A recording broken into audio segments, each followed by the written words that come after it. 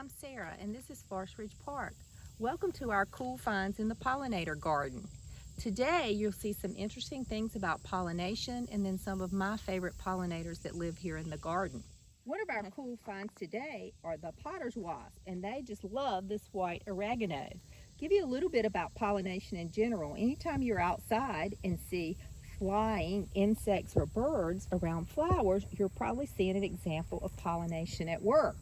How does pollination work?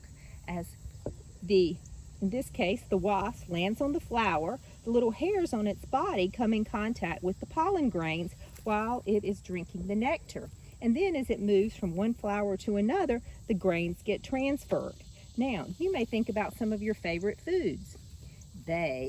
Fruits, peaches, watermelons, apples, your peas and beans that you have to eat for dinner. Most of our fruits and vegetables are the result of pollination. If you'll come with me over here, we're going to do a simple example of how pollination works. I'm going to use some Cheetos because Cheetos leave a nice orange powder on our fingers, and that reminds me of pollen. So you can see my flower here. Pretend like I'm the bee and my fingers are the hairs on the bee. So I land, and while I'm drinking the nectar, I'm also coming in contact with the grains of pollen. Then, as I move to the next flower to drink some more nectar, I'm going to leave those orange grains behind. And when the pollen gets transferred from one flower to the next, that's what helps in the process of making seeds. And those seeds becomes those fruits and vegetables that you need in your healthy diet. Another feature of the pollinator garden is plants that attract the beautiful orange monarch butterfly. They love milkweed. In fact, their nectar is what they feed on, and it's what the caterpillars eat. So we've got swamp milkweed over to the far left. The beautiful orange flowers are our butterfly weed. The ones that are all chewed up are the tropical or Mexican milkweed, and they've already had a wave of eating. The monarchs usually come in 3 waves over the summer, and we're waiting for wave 3.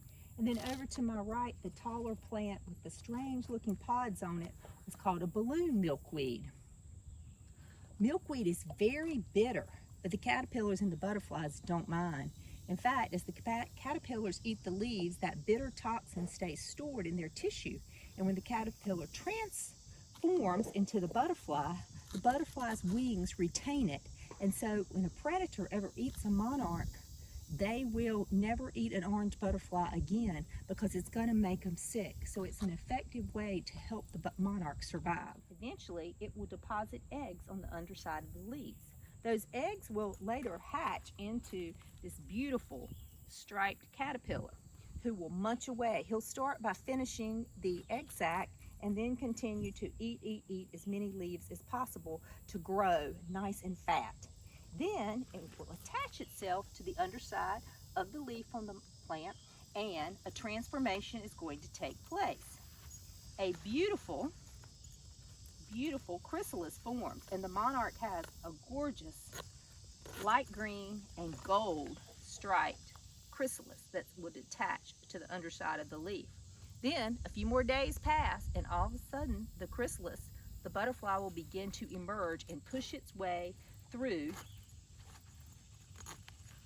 the chrysalis. Now, you never want to touch a chrysalis when you see a butterfly emerging. Let the butterfly force its way out. That's very important for its survival, that it do it on its own. You don't want to touch its wet wings.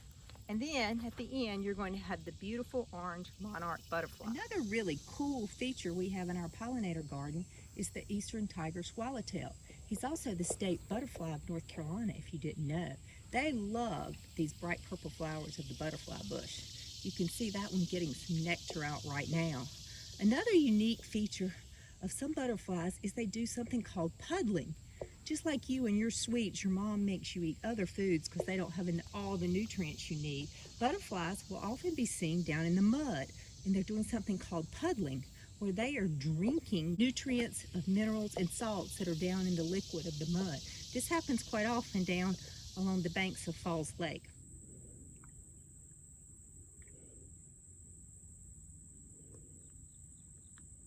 Hummingbirds also love the pollinator garden. It's full of flowering plants. They feed on flower nectar and assist in pollination. Their straw-like beaks sips nectar from the flowers. They especially like flowers with a little tube shape, like these tiny red blooms. Hummingbirds are most attracted to flowers with red, pink, yellow, and orange flowers. They help the flowers reproduce several ways. Sometimes their bill just nudges the pollen grains off of one flower to fall on another. Sometimes the flutter of their wings will move the grains. Other times the bill is very sticky from drinking nectar, and it will pick up grains from one flower and transfer it to the next. Again, once these grains are transferred from flower to flower, then seeds can form.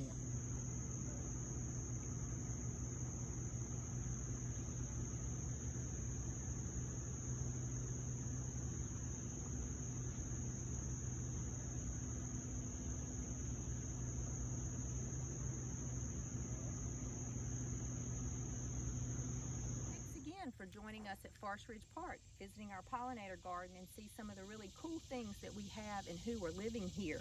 I hope you'll go outside today and look for pollinators in your garden, or at least next spring, and follow them carefully. Any flowering plant is probably going to bring some pollinators to your yard. Thank you.